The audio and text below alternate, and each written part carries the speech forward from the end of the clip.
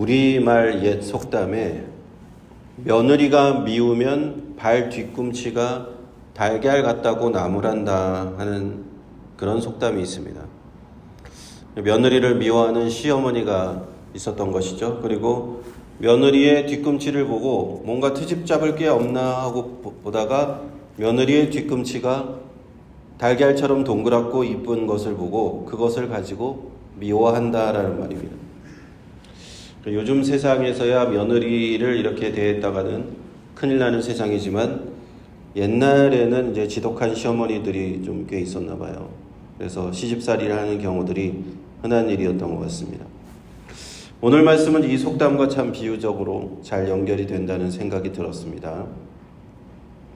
16절 말씀을 보시면 이 세대를 무엇으로 비유할꼬 비유컨대 아이들이 장터에 앉아 제 동물을 불러 가로되 우리가 너희를 향하여 피리를 불어도 너희가 춤추지 않고 우리가 애곡하여도 너희가 가슴을 치지 아니하였다 함과 같다. 주님께서 하나님의 천국 복음에 대해서 불신하는 이 세대에 관하여 경고의 말씀을 주시는 겁니다. 책망의 말씀을 주시는 겁니다. 이 세대가 어떤 세대인가? 하나님의 말씀이 어떠한 방식으로 전해지더라도 무조건 싫어하는 거예요. 마치 아이들의 놀이와 비교가 되는데 아이들이 장마당에 나가서 즐겁게 피리를 불러도 비로도 너희가 춤추지 않는다라고 얘기하면서 또 우리가 슬피 울면서 곡을 해도 너희가 가슴을 치지 않는다 하는 아이들의 장터에서의 놀이와 비슷하다라는 겁니다. 어떤 방식으로 하나님의 말씀이 전해져도 그것에 반응하지 않는 거예요. 하나님의 말씀에 관심을 두지 않고 회개하지 않고 복음을 받아들이지 않는 그런 불신앙의 세대가 이 세대라고 예수님 말씀하십니다. 18절에 보시면 요한이 와서 먹지도 않고 마시지도 아니하매 저희가 말하기를 귀신이 들렸다 하더니 인자는 와서 먹고 마시매 말하기를 보라 먹기를 탐하고 포도주를 즐기는 사람이요 세리와 죄인의 친구로다 하니 지혜는 그 행한 일로 인하여 옳다함을 얻느니라. 세례 요한이 왔습니다. 세례 요한을 하나님께서 구약의 마지막 선지자로 보내셔서 회개하라고 그렇게 백성들에게 복음을 전했는데 천국 복음을 전했을 때 그 세례 요한의 모습은 어떠하였는가? 굉장히 금욕적인 모습을 보였죠. 세례 요한 자체도 메뚜기와 석청을 먹고 일반적인 음식을 먹지 않았어요. 많이 금식을 하였을 것입니다. 그래서 상당히 금욕적인 생활을 했어요. 그래도 그러한 모습을 본 사람들은 반응은 무엇이었냐? 저 사람 저거 정상이 아니다. 저 낙타 털옷을 입고 일반적인 옷도 입지 않고 음식도 제대로 먹지 않고 정상이 아니구나. 저거 귀신 들렸다. 이렇게 하면서 그 사람을 그 선지자의 말, 구약의 마지막 선지자인 세례 요한의 하나님 말씀, 그 천국 복음을 듣지 않았는데 이제 그 이후에 메시아이신 예수님께서 오셔서 예수님께서는 금식하지도 않으시고 제자들과 함께 먹고 마시는 글에 거리낌이 없으셨단 말이에요. 그러자 앞전에 우리가 그런 표현을 봤잖아요. 왜 당신의 제자들은 금식하지 않는가 하고 그렇게 따지듯이 들어온 사람들이 세례 요한의 제자들이 그런 적이 있었단 말이에요. 그때 예수님께서 하신 대답은 신랑의 친구들이 신랑과 함께 있을 때 금식할 필요가 없다라고 말씀하셨어요. 그리고 예수님을 영접하고 잔치를 베푸는 모든 사람들과 함께 그 잔치 자리에서 함께 식사를 하시고 하셨습니다. 그러자 그런 모습을 본 사람들이 또 뭐라고 비방을 하느냐? 이는 먹기를 탐하고 포도주를 즐기는 사람이다 라고 얘기를 하는 거예요. 세리와 죄인들과 함께 식사를 하시는 예수님을 보고 우리 그 세리 마태가 그 베푼 잔치 이야기를 우리는 앞서 보았었죠. 그때 많은 세리와 죄인들이 참석해서 함께 식사를 한 것을 보고 이 사람은 또 세리와 죄인의 친구로다 하면서 비방을 했다는 거예요. 그러면서 그들은 이스라엘에 전한 하나님의 택한 백성 이스라엘에 전한 복음의 방식이 어떠한 방식이라도 다 그것을 듣지 않았습니다. 하나님의 말씀을 듣지 않았어요. 이러면 이래서 싫고 저러면 저러서 싫다. 그렇다는 거예요. 세례 요한이 그렇게 먹지 않으니까 또 귀신 들렸다고 예수님은 먹고 마심에 또 먹고 마신다고 뭐라고 한다는 거예요. 그냥 다 뭐라고 하든지 다 받기 싫다. 천국 복음을 받기는 싫다라는 거예요. 회개하기가 싫다라는 거예요. 이런 사람들이 많습니다. 우리가 복음을 전해보면요, 무조건 거부하는 사람들이 많아요. 무조건 싫어하는 사람들이 있습니다. 교회에 다니는 것에 대해서 무조건 거부 반응을 보이는 사람들 굉장히 많이 있어요.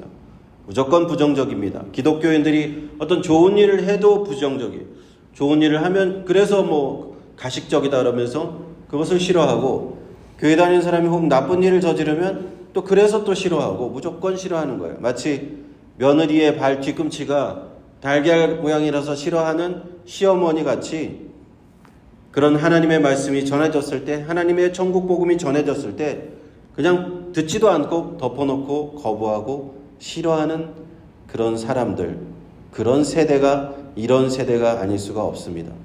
그러므로 이것은 정말 안타까운 일이 아닐 수가 없죠.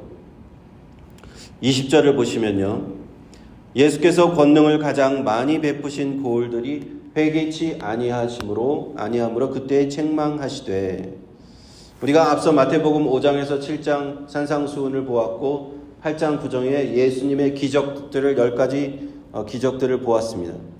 그러니까 이런 일들을 많이 행하신 그 지역은 갈릴리 지역이었습니다. 천국 복음을 전하셨고 수많은 이적들을 행하신 그 지역이 바로 그 지역이라고 마태복음은 기록을 하고 있는 거예요. 그런데 그런 천국 복음을 받고 그러한 이적들을, 하나님의 아들 메시아 예수 그리스도의 그 기적적인 사역을 직접 눈으로 본 그들조차도 회개하지 않았다는 거예요. 그들 중에 많은 사람들이 그 복음을 받아들이지 않았다는 얘기를 하고 있는 겁니다. 일부는 예수님의 말씀을 믿고 제자가 되었지만, 많은 사람들은 그저 예수님을, 세례요한도 비방하고 예수님도 비방하고 그렇게 하나님의 말씀을 받지 않았습니다. 회개하라, 천국이 가까이 왔다 하는 천국 복음을 듣고도 회개하지 않았다고 말씀하고 있습니다.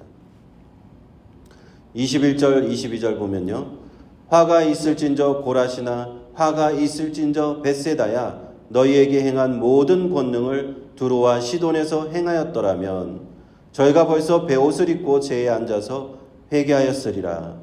내가 너희에게 이르노니 심판날에 두로와 시돈이 너희보다 견디기 쉬우리라. 그 두 마을의 이름이 나옵니다. 갈릴리 지역에 있는 두 마을이에요. 고라신과 벳세다. 그 지역에서 예수님께서는 가장 많은 권능을 베푸셨고 기적들을 보여주셨고 천국 복음을 전하신 지역이에요. 그런데도 불구하고 그곳 사람들은 예수님을 영접하지도 아니하고 회개하지도 아니하고 복음을 받아들이지 않았다라는 겁니다. 이것을 보시고 주님께서 탄식하시는 것이에요. 만일 내가 거기서 행한 것들을 그대로 두로와 시돈은 그 우상 숭배가 가장 극심한 지역이거든요. 하나님을 믿지 않는 사람이 제일 많은 데가 두로와 시돈이라고 보시면 돼요.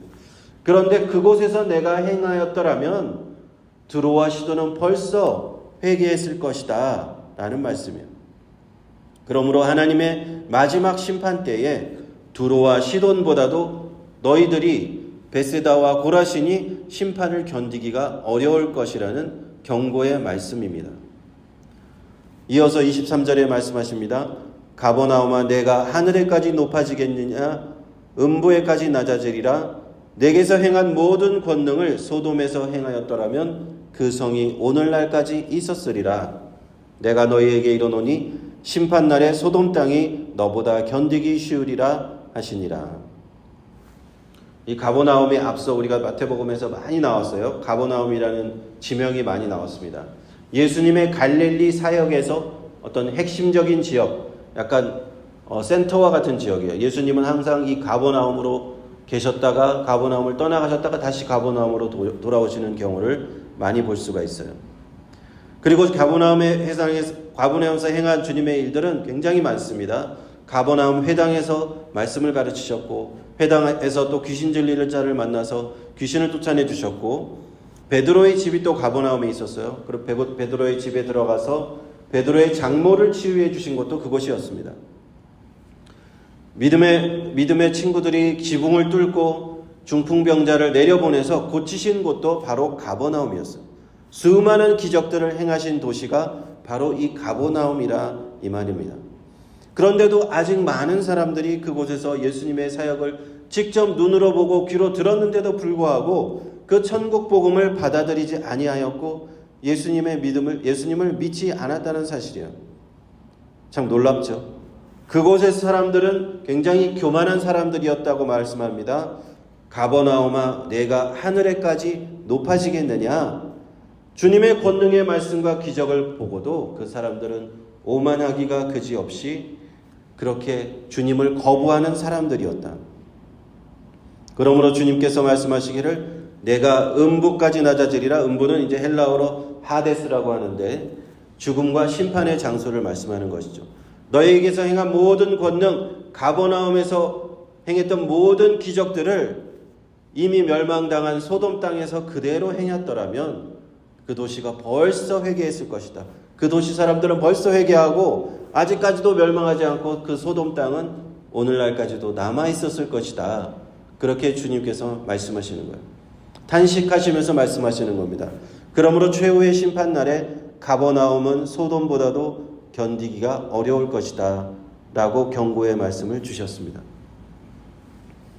그렇습니다. 구약에서 오리라 한 메시아 하나님의 아들 그분 오셔서 하나님의 말씀 주시고 천국 복음 전해주시고 온갖 기적적인 권능을 보여주신 바로 그 지역 그 도시들에서 사람들이 예수님을 믿고 하나님의 천국 복음 듣고 회개하였을 법도 한데 그 사람들의 마음이 정말 강팍하여서 회개하지 않았다는 겁니다. 이스라엘에서 하나님을 믿던 수많은 사람들이 대대로 메시아를 기다리던 사람들이 사실 이 장면, 이 시간을 기다려왔어요. 예수님의 메시아를 보고자 그렇게 기다려왔던 사람들이 있었는데 갈릴리 지역 사람들은 이러한 축복을 받은 사람들이에요. 직접 그 예수님의 그 행하신 기적과 말씀을 직접 눈으로 보고 귀로 들을 수 있는 특별한 은혜를 받은 사람들임에도 불구하고 어찌된 거지 그들은 회개하지 않았다라는 겁니다. 크나큰 은혜를 받았음에도 불구하고 회개하고 믿음으로 주님을 영접하지 않은 그 책임은요 다른 소돔이나 두로와 시돈과 같이 그것을 받지 못한 사람들보다 사실은 더 무거운 책임을 지게 된다는 것이 오늘의 말씀이에요. 오늘날도 마찬가지입니다. 예수님의 말씀, 복음을 전해 들은 사람들이 천국 복음을 분명히 듣고 하나님의 말씀을 분명히 듣고 이 시대에 은혜의 시대에 하나님의 은혜를 체험했는데 불구하고 만일 불순종하고 불신앙하는 사람들이 있다면 그들은 하나님의 심판을 피할 수가 없는 것입니다. 특히요 큰 은혜를 경험한 사람일수록 하나님의 권능을 많이 체험한 사람일수록 이 사람들은 굉장히 하나님께 더 큰 책임을 받는다. 책임에 대한 그 대가를 치르게 된다라는 것을 오늘 말씀은 우리에게 경고하고 있습니다. 이런 사람들이 있습니다. 하나님의 은혜를 특히 경험했는데 불신앙으로 돌아버린 사람들이 있어요. 그런 사람들이 있다면 속히 회개해야 될 줄로 믿습니다. 왜냐하면 하나님은 더 큰 은혜를 받은 자에게 더 큰 믿음을 요구하시기 때문입니다. 은혜를 잊고 주님을 떠난 사람이 있다면 너무 늦기 전에 돌아올 수 있기를 우리는 기도해야 합니다. 왜냐하면 그 사람들이 하나님의 더 엄중한 심판에서 자유로울 수가 없기 때문입니다. 할렐루야. 기도하겠습니다.